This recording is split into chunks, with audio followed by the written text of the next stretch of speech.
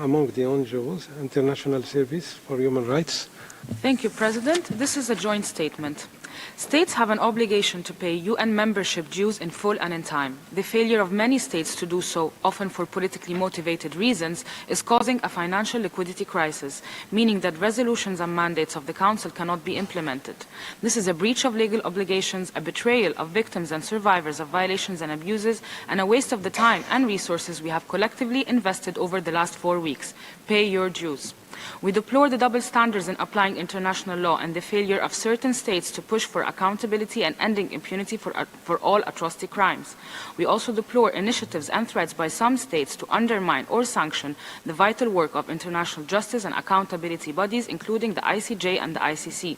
This undermines the integrity of the framework, the legitimacy of this institution, and the credibility of those states.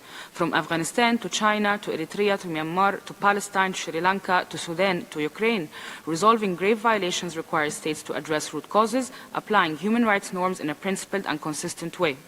States promoting or supporting thematic resolutions must apply these same principles universally, including to country-specific issues. We urge all states to implement resolutions consistently, both nationally and internationally, and to align their actions with universal human rights standards they claim to uphold, especially in responding to atrocity crimes.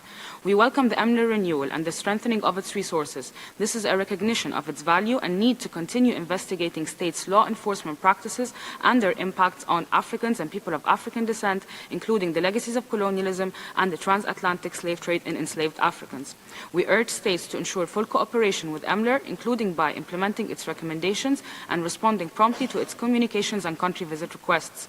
We welcome the adoption of the resolutions on Eritrea, Rohingya, climate change, firearms, freedom of expression, peaceful protests, judges and lawyers, HIV, discrimination against women and girls, technology-facilitated gender-based violence, preventing adolescent girls' pregnancy, and on menstrual hygiene management.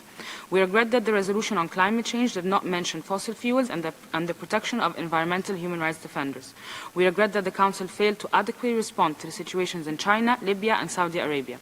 Finally, we regret the increasing obstacles to civil society access and participation, both in person and remotely, as well as the incidence of reprisals here in Geneva against those seeking to cooperate with the Council. This not only undermines the capacities and effectiveness of civil society, but also of the Council itself. The full version will be posted on the extranet. Thank you.